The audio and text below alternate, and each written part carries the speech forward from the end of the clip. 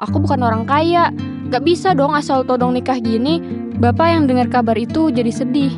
Padahal udah bukan siapa-siapa. Dan si laki-laki gak tahu diri itu sempat nantang-nantangin. Tapi pas ketemu bapak gue, dia langsung kicep. Gak berani ngomong apa-apa. Gue punya cerita.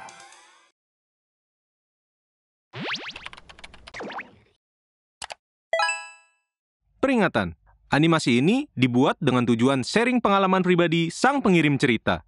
Dimohon untuk menghargai cerita tanpa menyudutkan beberapa pihak. Selamat menonton. 2, 3, kambing berlari. Kenalin, nama gue Anari. Cihuy mulu.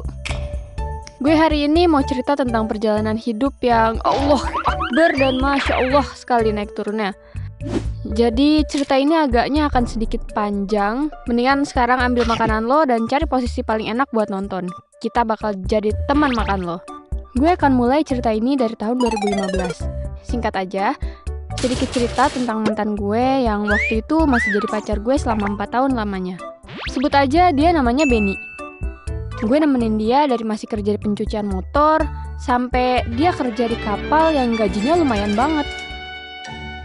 Dulu pas awal PDKT, Benny suka pakai motor Supra ke rumah.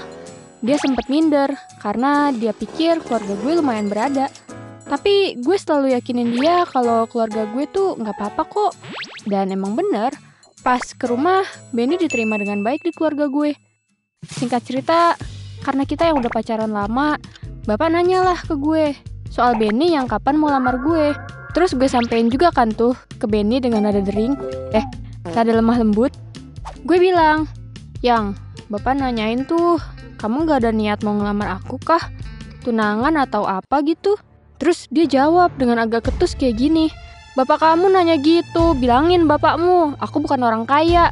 Gak bisa dong asal todong nikah gini, kecuali mau nikah kecil-kecilan aja. Tapi kan gak mungkin, bapak kamu kan orang terpandang. Jangan mentang-mentang orang punya jadi main todong-todong aja." Gue agak speechless denger jawabannya. Padahal kan ya wajar aja loh bapak gue nanya gitu. Orang anaknya udah dipacarin 4 tahun, sebagai orang tua pasti pengen dengar kepastian dong dari laki-laki yang udah berani ajak pacaran anaknya. Ya gak sih? Udah deh tuh. Semenjak itu gue mulai hilang rasa ke dia. Gue gak sampein jawabannya ke bapak. FYI, gue punya 2 adik yang masih kecil saat itu. Salah satunya berkebutuhan khusus. Gue juga punya 1 kakak yang udah nikah. Tapi dia dan suaminya itu beban doang. Apa-apa masih dari orang tua gue. Berangkat dari itu semua, akhirnya gue mutusin buat kerja aja. Gue merantau ke kota B. Gue kerja di sana, di salah satu bioskop gitu. Dan alhamdulillah langsung dikontrak 2 tahun. Pas denger gue dapet kerja di kota lain, si Benny langsung ketar-ketir tuh. Katanya takut gue selingkuh atau dideketin cowok lain. Setiap libur dia selalu nyamperin gue ke kosan. Tapi bukannya seneng, gue malah ngerasa risih. Karena itu sebenarnya kosan cewek. Singkat cerita, di bioskop ini ada 1 cowok yang super baik. Udah gitu ganteng lagi, dan ramah pula. Namanya Andra. Dia kelihatannya kayak ada usaha gitu buat deketin gue. Tapi waktu itu gue cuek aja. Sampai suatu hari, hubungan gue sama si Benny ini makin kerasa hambar. Gue udah hilang rasa di situ. Tapi tiba-tiba Benny ngajak gue buat nyari cincin buat tunangan. Di titik ini, gue malah mulai gak balas chatnya. Gak angkat telepon dia juga. Gue mikir keras tuh, kalau gue nerima dia, gue kayak lagi bohong sama diri sendiri. Dan pada akhirnya bakalan nyakitin dia juga. Akhirnya besoknya, di tempat kerja, gue mutusin dia. Gue bilang gue gak bisa lagi lanjutin ini. Gue mau full kerja selama 2 tahun ini. Dan gue gak mau nikah cepet. Setelah itu kita hilang kontak. 3 bulan setelah putus, kabar gue single mulai kecium di bioskop. Dan Andra mulai deketin gue. Kita mulai deket, lalelo, gak pernah ada kata atau ajakan buat pacaran. Tiba-tiba, di 2017 dia ngajak gue lamaran. Tepat 7 bulan setelah kita deket. Gue kaget, karena tiba-tiba dia ngajak tunangan. Tapi karena gue udah lihat keseriusannya dengan berani datang ke keluarga gue, akhirnya gue terima lamarannya. Singkat cerita, setelah panjang diskusi dan menabung, kita nikah di tahun 2020. Apakah sampai sini saja kita hidup bahagia? Oh, tentu tidak, Bung. Sebulan setelah gue nikah, mama sama bapak gue pisah. Mereka sengaja nunda perpisahan itu sampai gue nikah dulu. Di bulan Agustus, bapak gue nikah lagi. ibu gue sakit hati dong dan selalu ngomporin kita, anak-anaknya, kalau bapak itu 100% salah. Di masa itu, kita benci banget sama bapak. Kondisinya waktu itu gue lagi hamil muda. Gue juga selalu jadi anak yang disuruh maju paling depan sama ibu buat minta nafkah buat adik-adik gue. Gue selalu kasar sama bapak tanpa tanya cerita dari sisi bapak. Gue yang awalnya tinggal di kota Aceh setelah nikah, dipaksa ibu gue buat tinggal bareng dia di kota gue. Akhirnya gue pulang dalam keadaan hamil buat nemenin ibu dan adik-adik gue di rumah. Gue juga jadi LDRan sama suami. Di 2021, anak pertama gue lahir. Namanya Alzar. Dia juga jadi penyemangat baru gue. Tapi mulai dari Alzar usia 8 bulan, ibu mulai sering teleponan diam-diam. Dan gak lama setelah itu, ibu gue minta izin buat nikah lagi sama orang Lampung yang dia kenal di aplikasi karaoke. Ibu gue habis berjuta-juta ngirim ke orang itu. Dan ibu gue juga gak mau lepasin dia. Akhirnya gue berantem hebat sama ibu gue. Gue tahu tuh orang pasti niat nipu. Karena di sosmed, ibu selalu nampilin toko, rumah gede, emas, dan lain-lain. Gue nyoba sadarin ibu gue, tapi gak guna. Setelah perdebatan itu, ibu gue sakit. 2 hari dia gak mau keluar kamar. Gue bujuk makan minum, juga dia gak mau. Posisinya, waktu itu suami gue lagi di kampung, dan nyari kerjaan setelah kena PHK COVID. Gue curhat lah ke suami, kalau gue capek banget, pengen nyusul dia aja rasanya. Terus suami gue bilang, iya gak apa-apa, tapi pastiin dulu ibu gak apa-apa kalau kamu tinggal ya.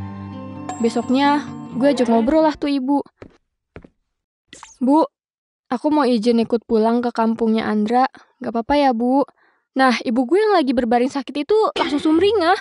Terus dia bilang, ya gak apa-apa lah nak, suami emang harus diikutin kemanapun. Mama gak apa-apa kok kamu tinggal, kapan jadinya kamu berangkatnya? Lah, malah jadi dia yang semangat, gue yang mau pergi. Sakit hati banget gue, ibu gue malah seneng mau gue tinggal. Padahal dia yang minta ditemenin sampai gue harus LDR sama laki gue. Dah lah tuh, singkat cerita besoknya gue langsung cabut, nyamperin suami gue. Pas gue pergi, ibu gue cantik banget anjir. Dia buka toko sambil nyanyi-nyanyi, kayak seneng banget mau gue tinggal. Gue cuma bisa nangis selama perjalanan di bis. Gue juga harus naik kapal setelah itu. Dan butuh waktu 20 jam buat sampai ke kampung suami gue. Udah gitu, gue berdua doang lagi sama Alzar. Kebayangkan gimana repotnya bawa bocil di perjalanan kayak gitu. Gue dengar kabar kalau emak gue bawa cowok Lampung itu ke rumah. Anjir lah kata gue teh, pantesan aja gue disuruh pergi. Ternyata tuh cowok sialan mau ke rumah cuy. Ini orang tuh beda 8 tahun lebih muda dari ibu gue. Keluarga ibu gak ada yang setuju sama orang ini. Tapi ibu nekat nikah siri pas gue di kampung suami gue. Capek banget gue. Bapak yang dengar kabar mama nikah lagi dan tinggal di rumah kita ngamuk lah. Karena perjanjian mereka sebelum cerai, siapapun yang menikah lagi dan punya pasangan baru gak boleh tinggal di rumah itu.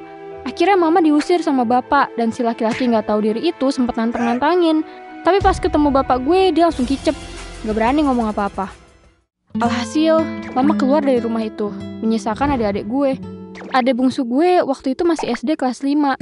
Akhirnya mau gak mau mereka tinggal sama kakak gue dong. Hidup mereka jadi sengsara. Kakak gue dan kakak ipar gue ngerawatnya gak bener anjir. Tiap bulan kan bapak selalu ngasih uang, dan tiap hari harusnya dibelanjain tuh buat kebutuhan rumah.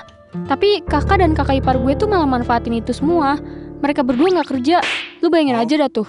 Si suaminya juga tukang nyabu lagi. Dia juga sampai jual-jualin barang yang ada di rumah sampai kosong. Adik-adik gue juga gak keurus. Sama mereka malah dijadiin babu. Dimaki, ditoyor, dijambak, disuruh ini itu. Adik gue yang berkebutuhan khusus ini akhirnya gak sanggup. Dan dia minta ikut bapak gue. Tersisa ada cewek gue yang bungsu nih. Waktu itu, abis kelulusan SD, gue datang ke rumah. Dan kaget banget lihat kondisi dia yang kurus. Kulitnya kayak banyak bekas garukan karena gatel gitu. Rambutnya kutuan, mukanya pucet, bajunya juga bolong-bolong. Gue yang lihat kondisi itu, akhirnya gue suruh dia buat jujur dan ceritain semuanya yang terjadi di rumah itu. Singkat cerita, akhirnya adik gue yang bungsu ini ikut gue. Pelan-pelan gue bersihin lagi badannya. Makannya juga gue kasih yang benar. Uang yang dikasih bapak buat dia, gue kasih semua ke dia. Cukup dia bilang aja mau beli apa. Tapi guys, ini belum kelar ceritanya. Masih ada bagian yang lebih bikin kesel lagi. Di 2024, kita pulang ke kota gue nih, dengan kondisi kehamilan gue anak yang kedua. Kami menetap di rumah bapak bersama ibu tiri gue. Hubungan kami biasa aja, gak hangat tapi gak dingin juga. Bapak saat itu super duper perhatian ke gue. Dia kayak mau nebus kesalahannya gitu ke gue. Sedih banget sebenarnya. Tapi nyatanya gue anak yang gak pernah nyusahin dia. Dan mungkin dia sadar akan hal itu. Makanya dia mau nunjukin kalau dia ada buat gue. 2 bulan suami gue nganggur. Setelah kena PHK lagi sebelumnya, suami gue dapat kerja lagi dekat rumah bapak. Dan setelah 6 bulan akhirnya kondisi bisa kembali stabil tuh. Setelah semua perjalanan huha-huha. Si sialan kakak gue tiba-tiba pulang sambil nangis-nangis dong. Kondisinya dia lagi hamil, sambil bawa koper gede sama anak dan suaminya. Terus suaminya bilang gini ke bapak gue, "Pak, aku terjerat judul, pinjol dan sabu. Yani sama Reza ku titip di sini dulu ya. Kalau udah lahir nanti ku ambil lagi." Buset, kata gue teh, kucing kali habis beranak diambil lagi tuh. Bapak gue yang denger itu emosi lah. Ini anak sialan emang nyebelin dari dulu. Bapak gue langsung usir dia dan larang kakak gue buat balikan sama dia. Terus karena mak tiri gue ngerasa semua anak bapak gue ini tinggal di atap yang sama, lama-lama jadi risih dong. Dia curhat ke gue, bilang gak sanggup kalau harus nampung semuanya. Gue sebagai anak tengah yang harus selalu ngalah sama adek, ngertiin kondisi kakak, dan harus paham keadaan orang tua, mau gak mau gue jadi ngerasa kalau kali ini gue yang harus ngalah. Akhirnya gue pergi. Gue ngerantau lagi ke kota C bareng suami. Gue bohong ke bapak, bilang suami gue keterima kerja di perusahaan, biar bapak gak perlu kepikiran. Padahal sebenarnya suami gue jadi ojol. Dalam kondisi gue hamil anak kedua dan punya toddler umur 3 tahun. Gue tertekan banget. Untungnya keluarga suami gue gak diem aja. Kakaknya suami gue, namanya Kak Erna, selalu ngasih kita belanjaan dan uang tambahan buat bertahan hidup. Di September 2024, anak kedua gue akhirnya lahir. Namanya Arka. Gue juga udah hampir setahun di kota ini. Sampai suatu hari, bapak tiba-tiba nyuruh gue pulang ke kota gue. Dan nyuruh gue nempatin rumah ungu, alias rumah lama zaman gue kecil dulu. Lumayan besar sih rumahnya, 2 lantai dan ada 2 ruko juga di depannya. Ini rumah yang kemarin sempat ditempatin sama ibu gue dan suami barunya. Tapi karena mereka udah diusir, akhirnya rumahnya kosong. Dan bapak juga udah capek katanya buat bersihin rumah itu setiap hari. Akhirnya di Mei 2025 kemarin, gue pindah ke sana bareng sama anak-anak gue, dan mau gak mau harus LDR lagi sama suami. Tapi gak lama dari itu, bapak maksa suami gue buat balik juga ke sini, buat ngurus kebun karet bapak gue. Suami gue awalnya ragu tuh, karena ngerasa gak ada bakat ngurus kebun. Tapi akhirnya dia iyain untuk pulang di bulan Juni. Di bulan Juli awal, nyokap gue diem-diem pergi ke Lampung, karena diajak suami barunya, dan jual semua aset gonogininya. Gue kaget banget pas dia VC di bandara buat pamitan. Bapak yang dengar kabar itu jadi sedih, padahal udah bukan siapa-siapa. Tapi namanya udah hidup bersama selama 35 tahun, bapak gue pasti kepikiran. Sampai di akhir Juli, bapak kena stroke. Gue hancur bukan main. Sebagai anak yang paling dekat sama bapak, harus ngurus ini itu semuanya sendiri, jujur aja gue capek. Kalau lo tanya kakak gue kemana, dia kawin lagi bejir. Astagfirullahaladzim. Astagfirullah. Terus dibawa sama laki barunya ke lain kota. Tapi tetep aja minta asupan dana dari bapak gue. Allah, gue sedih banget sejujurnya ngeliat bapak kayak gitu. Sampai akhirnya di September 2025, bapak udah gak bisa apa-apa. Bahkan gak bisa ngomong, badannya mati sebelah kanan. Akhirnya gue, mama tiri, suami gue, dan adik bungsu gue gantian jaga di RS. Dan pas bapak pulang dari RS, bapak diurus sama suami gue. Mulai dari mandi, cukur jenggot, potong kuku, sampai dicebokin pun semuanya sama suami gue. Bapak saat itu sangat butuh dukungan. Dia selalu nangis karena gak bisa sampein yang dia mau. Dan saat lagi kayak gini, kakak gue yang kemarin nikah siri, tiba-tiba dia mau ngurus BPJS buat lahiran anaknya yang ketiga. Dia maksa bapak gue yang lagi stroke buat jadi walinya di KUA. Sumpah kesel banget gue, ya Allah.